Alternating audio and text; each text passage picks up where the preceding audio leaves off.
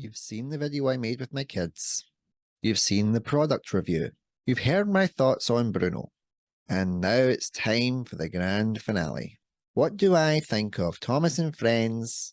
All engines go.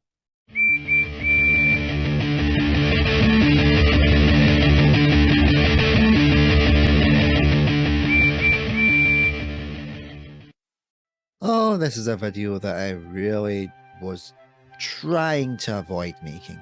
But people have actually been asking about my thoughts on it. I'm taking that as a compliment because people are starting to value my opinion. And since we just got to 2,000 subscribers, and I am very grateful for that, I thought that I would finally make the video on my opinion of Thomas and Friends, All Engines Go. I'm going to break the video down, as usual, into sections. I'll talk about the good points, I'll talk about the bad points, and round off with my own personal opinion. And before that, I'll do a slight introduction. Like many of you, when I saw the first image of Thomas for All Engines Go, I was mortified. I was still working in my 9-to-5 job. A colleague of mine sent me the image, and I just lost it. What have they done to Thomas? Was my instant reaction. I just couldn't believe what I was seeing. I genuinely thought it was a prank. And oh boy, we realised that was not the case. So when I started the Ginger Engine channel and had to boost the analytics, baby, this was understandably the content that I had to use from the Google Trends search. We all saw the results from my kids, and because they had watched that one episode, they wanted to watch a lot more. So at least I wasn't going in blind when I did this video. Anyway, let's get into the good points.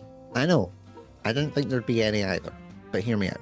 The theme music. With a lot of cartoons or any type of children's entertainment these days, the intro has to be short, snappy, and really grab your child's attention. The average attention span of a human now is 7 seconds.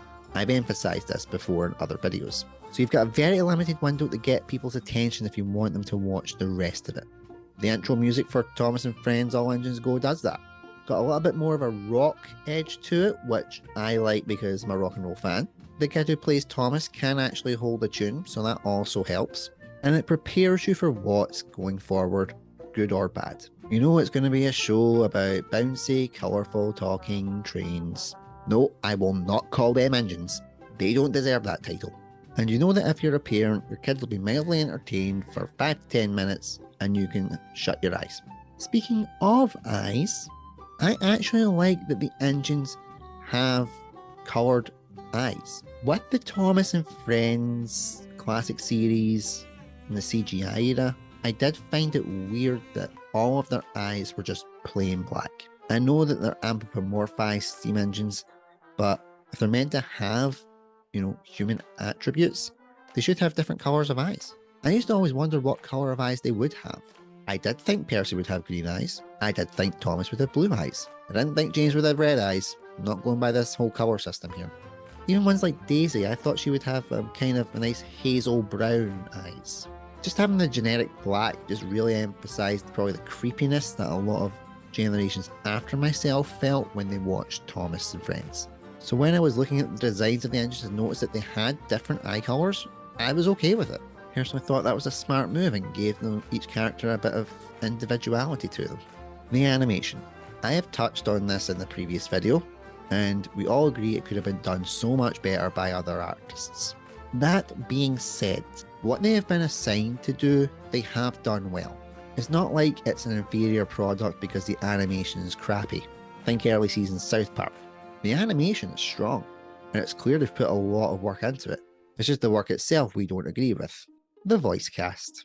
Yes, I do not agree with the fact that the engines like Thomas and Percy and Nia are all voiced by child actors, because in canon, as we know, Thomas is actually older than Gordon. But we have to break away from that, because this isn't Thomas canon. This is a whole different ballgame from what we've been used to. And the actors themselves do a good job. They do their best to bring these characters to life in the style that they have to. And I'm okay with it in that way. It's not like I watch it and I was thinking, God, these voices are so monotone. It's like watching Abalaka Wood. They're good at what they do, and I've got to give them props for it. And having Neil Crone reprise his role as Gordon from Thomas and the Magic Railroad was an inspired bit of casting. Don't get why he couldn't have done it during the CGI era, but I'm sure someone will fill me in on that. I'm quite happy that Cranky's still in it and has a relatively prominent role. As I said previously, he was the first non-Railway series character to be introduced all the way back in Series 5. So I personally feel that having him around is a little bit of a tribute to Britt Allcroft and David Mitton. Not the best tribute, I will freely admit, but I'm grasping at straws here, guys. Come on. There was one surprise about All Engines Go that I was not expecting. Bill Strode the Barge. Aside from the one Christopher Audrey story and his appearance in Season 4, we never heard anything from Bill Strode after that. He had plenty of merch released, and was still kept active in print media, but we never saw him in the hit era or CGI eras. So having him pop up was a bit of a surprise. Of course, he's no longer an old sourpuss, which we all remembered, but you can't win them all, I guess. I know I said that I would do good and then bad, but here's one that's a bit of a double-edged sword. So it has good points, and it has some bad points. The cameos. Boy, there are a lot of cameos. While it's nice to see some characters like Henry, Edward, Hero, just to name a few, make pop-up cameos, at the same time, it really does the characters a major disservice. We were all really pissed off when Edward and Henry got written out of the show when it was still Big World, Big Adventures. So I get that they were trying to appease us with some cameos from those engines. But having them appear in this Doug meet was just not a wise idea. I've seen enough episodes, but I haven't seen if Duck has popped up yet. And if he does, I will riot. And that leads us into the bad. The show itself is diabolical. I have said that it's not marketed for us. It's marketed for kids, babies and toddlers. And I stand by that. There's a reason why Thomas appealed to all ages, parents and adults. We all know that the Reverend W. Audrey was very clear on making stories that parents would want to read to their kids over and over again at bedtime. He had to engage with both of them. The classic series also used this model. Yes, there were some bumps in the road with the hit era and the Sharon Miller era. Then the Renaissance came back and brought that classic feel of Thomas back for us. Kids could watch the stories and be entertained, and the parents wouldn't lose interest and want to watch it with their children. When they brought the Arsdale engines back, everybody rejoiced.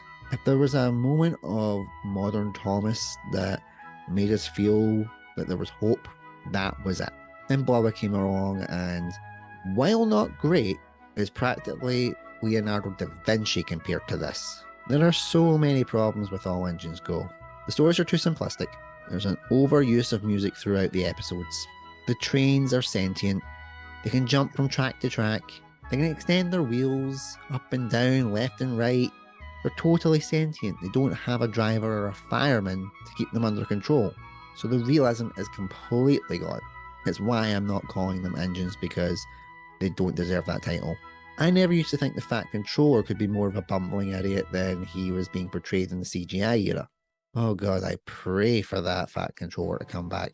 And if you have to watch these type of episodes over and over again with your kids, you will get brain rot. Maybe I'm just an old man. Maybe I just prefer Thomas from my day. But this one just does not sell it for me. As I said previously, the only advantage is that when I know it comes on, my kids will be entertained and I can shut my eyes and have a rest. So here's my final thoughts on Thomas and Friends, All Engines Go. It may seem like I've gave it a lot of positives compared to the negatives, but I am trying to actively reduce the amount of negative content that comes out of my media. I know from creating content that people will jump on anything to try and tear you down, and I don't want to do that to the people that are making All Engines Go. I'm not talking about Mattel, because quite frankly they can go f*** themselves. I'm talking about the people who are actually creating the show. The voice cast, the animators, the graphic design artists, the people that make the merchandise, the actual humans that are the cogs in the Mattel machine. They're there to do a job, they're trying to do it to the best of their ability with the restrictions and guidelines that they've been given. So I cannot fault them for that. You don't fault the individual for being part of the machine. We've all got bills to pay. And none of them would even complain about it, because if they did, they would get fired. That's just the name of the game. So I don't have a problem with anybody that's actively involved in creating the episodes. They're there to do a job. I respect that. I am pissed off with the fact that Mattel have taken what was such an iconic, beautiful, amazing franchise and prized it into this. If they were going to do a reboot, they could have done it so many different ways and appealed to everybody, kids and adults alike. As I said previously, the adults are the ones that have to buy the toys. With money being so tight right now, parents won't waste money on trivial things for their kids. They want kids to have toys that will last them for quite a while, so they can appreciate them when they're older, as we do with the Ertl toys. Their die-cast engines are pretty solid, but the rest of it's just throwaway rubbish. That's not the Thomas I remember. It's not the Thomas a lot of us remember. And I guess it's up to us to keep that spirit alive, because Mattel clearly lost theirs. Anyway, I don't want to give more screen time to All Engines Go. I've said my piece. If there is an issue that pops up that's related to All Engines Go that I feel I need to talk about, I'll do a reaction video similar to Bruno. But until then, I consider my journey with All Engines Go complete. Good luck to them. I'll stick with the classics. Thanks for watching, and until next time, keep on chucking.